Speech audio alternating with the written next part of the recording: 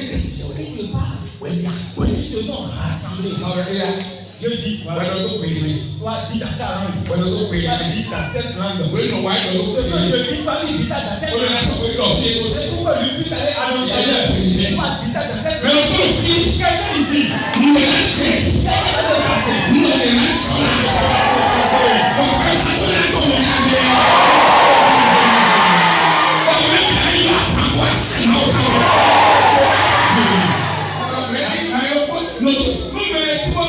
Si quelqu'un sait que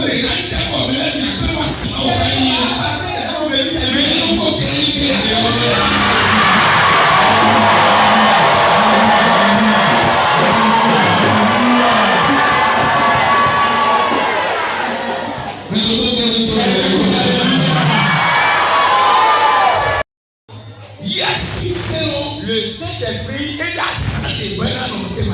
n'a pas un jour spécial.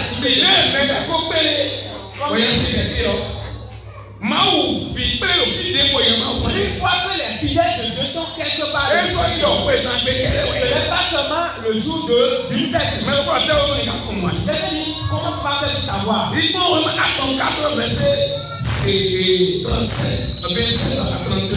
Acte 27 à 32. Mais le premier mot, Joël, c'est pour la main. Joël 3, verset 1 à 3. Mais quelqu'un est mis à 37 à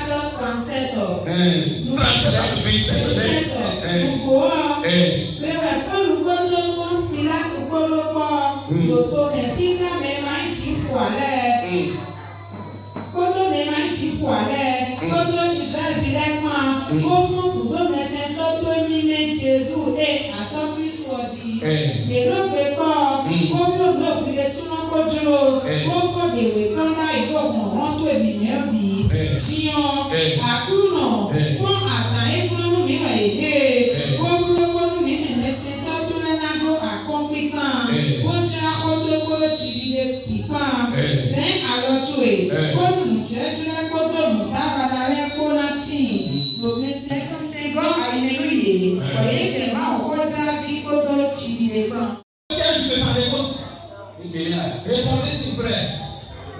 Répondez s'il vous plaît. Mais vous taisez. Une fois que dans les affaires de Dieu sont quelque part, il soit uni. Même idée. Ils crient ensemble. Le Saint-Esprit descendra. Une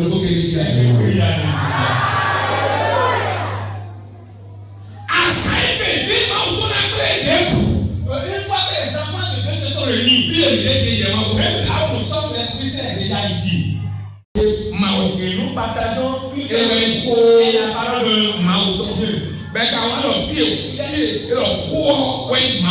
parole est Dieu. Mais l'on est première fois. La parole c'est ça, c'est lui qui descend. Dieu est parmi nous. Dieu est parmi nous.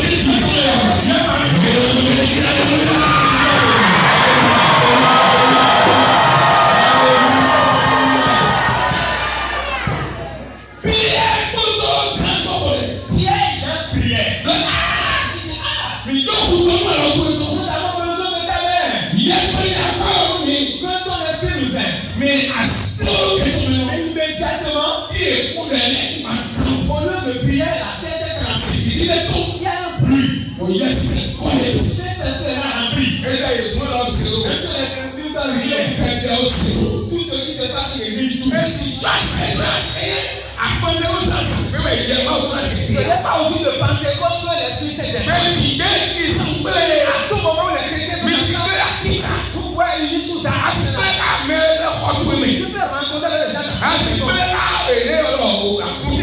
vous rencontrer au sein de l'église. Vous pouvez être dans le champ. Vous avez assoiffé de l'Esprit Saint. Rapidement il descend. Vous pouvez pas dire c'est une promesse. Mon esprit viendra. Viendra les versets sur vous gratuitement.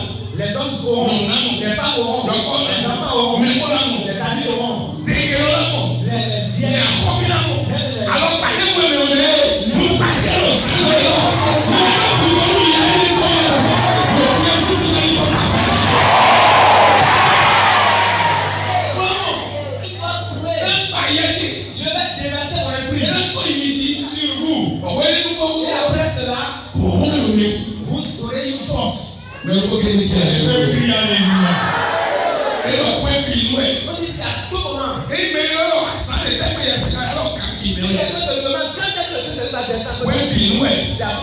Praise the Lord. La troisième chose, ce que le Saint-Esprit a besoin pour pouvoir descendre est l'union, l'unité. Acte 32. Jean 17, verset 20. Le prophète, on a promis ça au prophète. Restez ensemble. La descente sur vous. La annoncer la bonne nouvelle. Et ils se sont unis ensemble. Effectivement, le Saint-Esprit est venu. Alléluia. Il n'y a pas l'unité quelque part. N'espérez pas l'Esprit de Dieu là.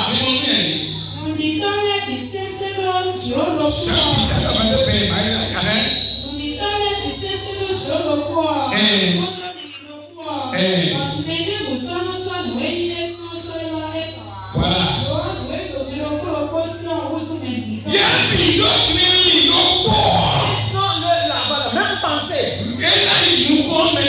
Tout le monde est prêt pour l'évolution. Ils sont assoiffés de la promesse de Dieu. Ils partagent leur bien entre eux. Qu'est-ce que tu dis? D'où vient les rancunes parmi vous? D'où vient les querelles dans vos rangs?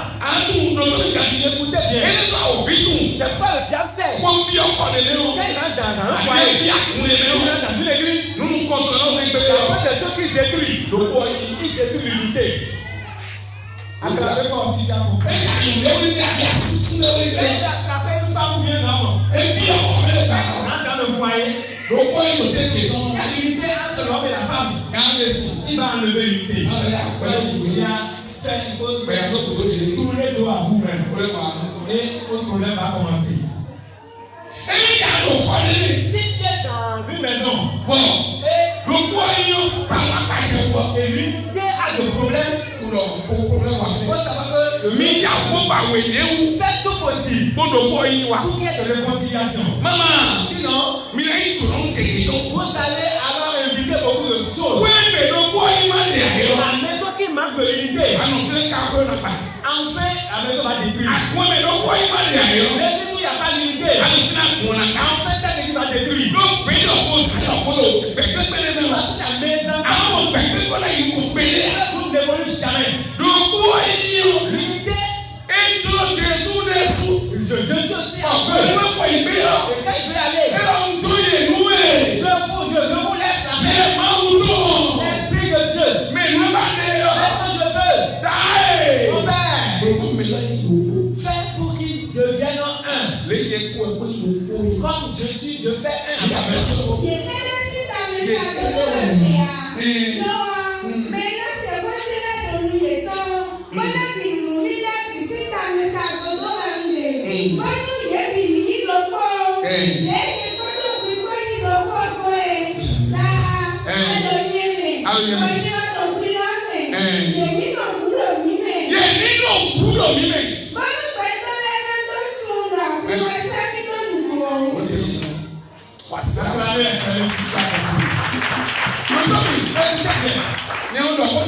Papa dit la vérité aux hommes. Je ne vais rien cacher. Si je camoufle, les pages de Dieu sont un peu par-dessus les ondes. Et ils sont en train de faire quelque chose. Voici la vérité, c'est vrai, je te dis maintenant. La quatrième devait avoir fini. Est-ce que nous nous avons besoin de l'esprit? Est-ce que nous avons besoin de ça? Oui, nous avons besoin. C'est forcé que nous devons l'avoir. Et si quelqu'un ne trouve pas, il ne sera pas enfant de Dieu. Mais il n'a pas l'esprit de Dieu. Ne peut aller nulle part. Matthieu 26, verset 31 à 35 dit. Matthieu 26, 31 à 35. Mais le point Zacharie 4, verset 6b.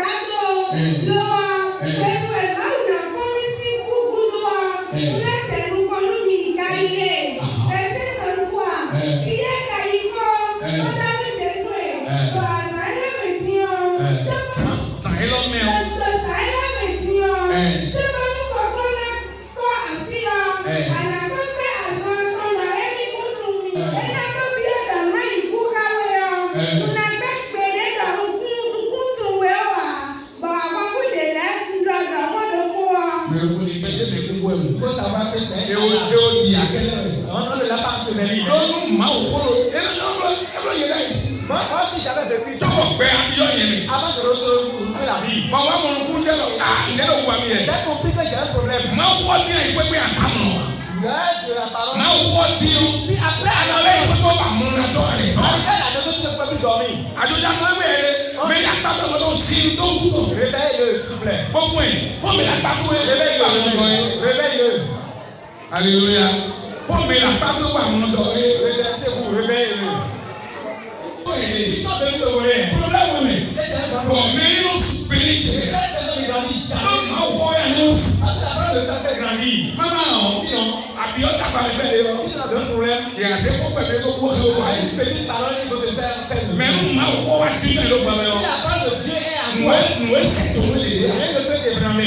Alléluia. Mais le premier qui est l'homme peut dormir devant la parole de Dieu. Rester à la maison, il ne dormira jamais. Tout ce qu'on a dit, ce jour-là, il va tout oublier. Mais nous avons besoin de l'esprit de Dieu. Si nous ne recevons pas l'esprit de Dieu, nous avons un problème. C'est pourquoi cette personne je vais te prostituer. Quelques minutes, il va commettre un forfait. Il va plus voler. Quelques minutes, il va commettre un forfait. Alors je ne vais plus faire la médisance. Après, il s'appelle le galon. Parce que la chair est faible. L'esprit affermi. Si tu reçois le Saint-Esprit,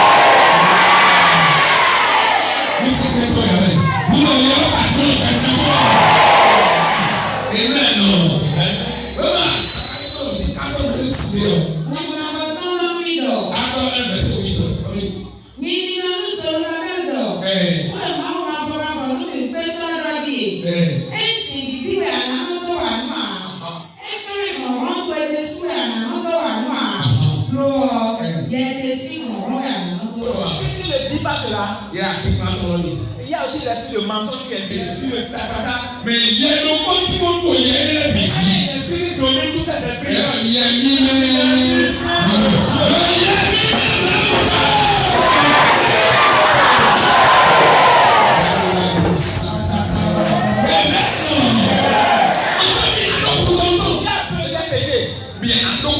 Alors cela disparaît de ta face. Mais nous y avons la souhait. Tu n'as pas cet esprit. Pierre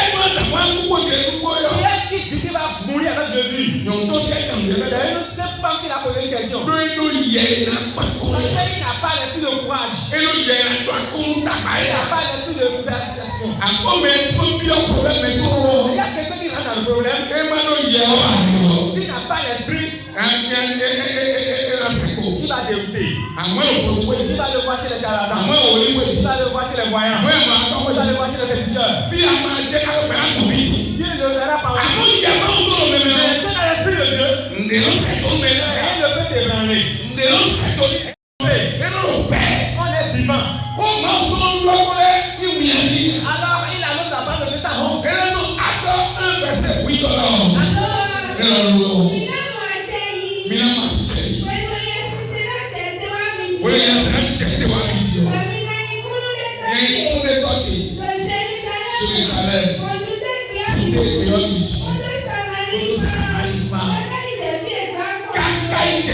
Jusqu'à la fin du monde.